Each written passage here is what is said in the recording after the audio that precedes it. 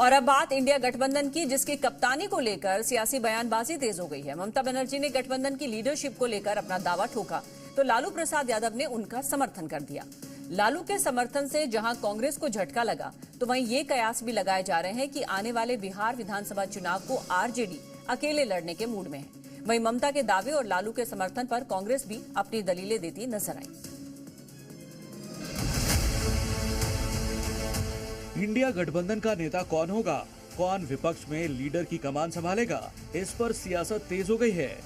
एक दिन पहले ही ममता बनर्जी ने विपक्ष की जिम्मेदारी उठाने की इच्छा जताई तो गठबंधन में शामिल विपक्षी दलों के अलग अलग बयान सामने आए। लेकिन अब आरजेडी अध्यक्ष लालू प्रसाद यादव के एक बयान से कांग्रेस को झटका लगता दिख रहा है। ममता जी नेतृत्व मांग रही है इंडिया गठबंधन का कि हमको नेतृत्व दे दीजिए। हाँ ठीक है, दे देना चाहिए, हम सहमत हैं। लेकिन कांग्रेस उसकी आपत्ति जता रही है लालू जी। कांग्रेस के जताने से नहीं होगा, ममता को दो। लालू यादव जब सत्ता में रहे तो कांग्रेस के करीब रहे, यूपीए की सरकार रही तो केंद्रीय मंत्री के पद पर रहे, पिछला लोकसभा चुनाव भी मिलकर लड़ा। लेकिन जैसे ही विपक्ष के कमान पर घमासान शुरू हुआ, कांग्रेस को झटका देते हुए लालू यादव ने राहुल को छोड़कर ममता बनर्जी का नाम आगे कर दिया। ममता जी नेतृत्व मांग रही है इंडिया गठबंधन का कि हमको नेतृत्व दे दीजिए। हाँ ठीक है, दे देना चाहिए, हम सहमत हैं। लेकिन कांग्रेस उसकी आपत्ति जता रही है लालू जी। कांग्रेस के जताने से नहीं होगा, ममता को दो। ममता के समर्थन पर लालू यादव का बयान आया तो इसके कई सियासी मायने भी निकाले जाने लगे हैं।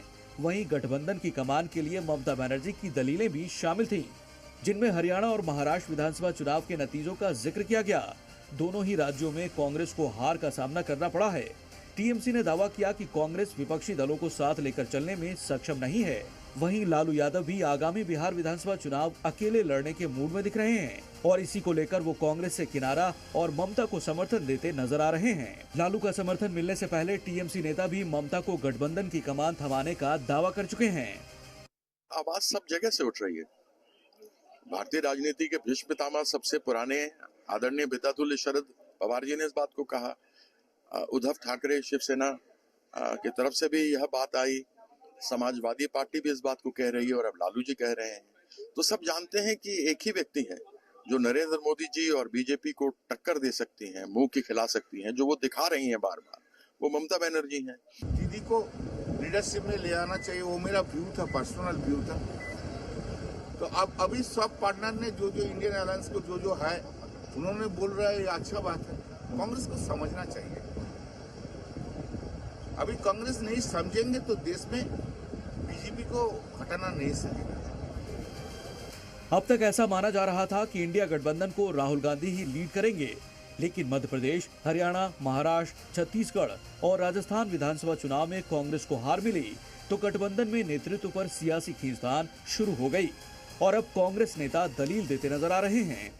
लालू यादव ने समर्थन किया है कि ममता बनर्जी को गठबंधन का लीडरशिप दिया जाना चाहिए। लालू यादव जी ने जो कहा है वो गलत तथ्य और गलत आशंका है। वहीं गठबंधन में लीडरशिप को लेकर बवाल मचा तो बीजेपी और उसके सहयोगी दलों को हमले का मौका मिल गया। जी कभी भी इस बात को याद रखिएगा, बिहार का चुनाव आ रहा है, वहां पर अब कोई मूड में नहीं है कांग्रेस को कोई सीट देने का, तो उसके पृष्ठभूमि तैयार होने लगी है। लालू प्रसाद जी कभी भी कांग्रेस के अंग नहीं थे, मानसिक रूप से तो कभी नहीं थे। उनकी राजनीति पूरे जीवन में विरोध का रहा है। लोकसभा चुनाव के पहले बीजेपी को सत्ता से हटाने के लिए इंडिया गठबंधन का गठन हुआ था। उस वक्त नीतीश कुमार सभी दलों को एक साथ लेकर आए, लेकिन चुनाव से ठीक पहले वो पलटी मार गए और फिर एनडीए में शामिल हो गए।